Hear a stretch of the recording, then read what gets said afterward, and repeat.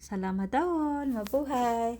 Ndao indray ara entiko araka aminay nareo hiaina kely an'izany atao hoe Hanoi Train Street Adventure izany.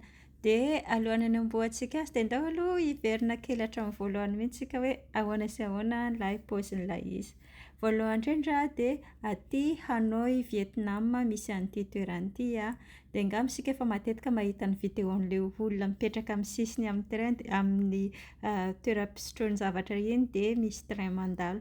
Dia ity iny toerana iny dia isan'ny toerana manintona mpizahan-tany betsaka indrindra ihany koa maneran-tany izy ity noho ilay zavatra mampiavaka azy hoe misy lalamby misy train mandalo mamakivaky manelanelana an'ilay toeram-pisakafoanana.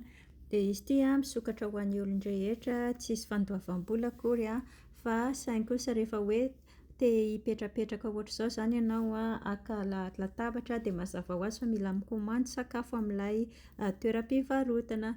Dia isan'ny zavatra tiako zaraina hoe raha manana fikasana andeha hijery an'ity toerana ity ianao andro iray ihany zany dia tsara tonga loloha amin'izay mahazo plasy satria raha mikomandy sakafo na mividy zavatra, ranon-javatra na ranon-javatra ary ianao amin'ito toeram-pisakafoanana ito dia omeny zareo priorité zany ianao amin'ilay resaka vue, izany hoe tsy voatery mividy zavatra ianao dia afaka mijery an'ilay train ihany koa, fa ho an'ny olona izay mahazo latabatra zany dia somary priorité an'zareo tompon'ilay toeram-pivarotana tena hoe assuren'zareo zany ianao hoe tsisy manelingelina dia assuren'zareo hoe azonao tsara ilay vidéo anao dia ohatran'izao hitanareo io ramatoa manao sary koa zany tompon'ilay toeram-pisakafoanana izay nividiananay zavatra dia assureny tsara mihitsy hoe mahazo an'ilay vidéo tadiaviko za tsisy olona manelingelina.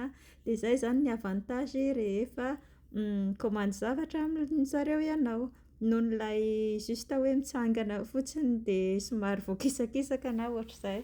Dia misy ora andalovan'ilay train misy amin'ny maraina dia misy amin'ny atoandro dia misy amin'ny hariva.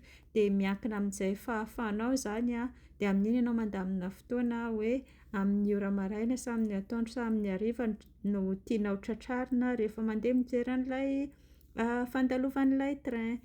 Ny ankoatran'ny zavatra mahafinaritra anahy amin'ilay ity aventure fijerena ny train mandalo akaiky be ohatr'izao dia ilay firaisan-kinan'zareo mpivarotra amin'ity toerana ity dia ny fahaizan'zareo mi-assurer ny sécuritén'ny olona rehetra izay tonga maninona moa izay tonga mi-visiter na hoe tonga mitsidika an'ity toerana ity.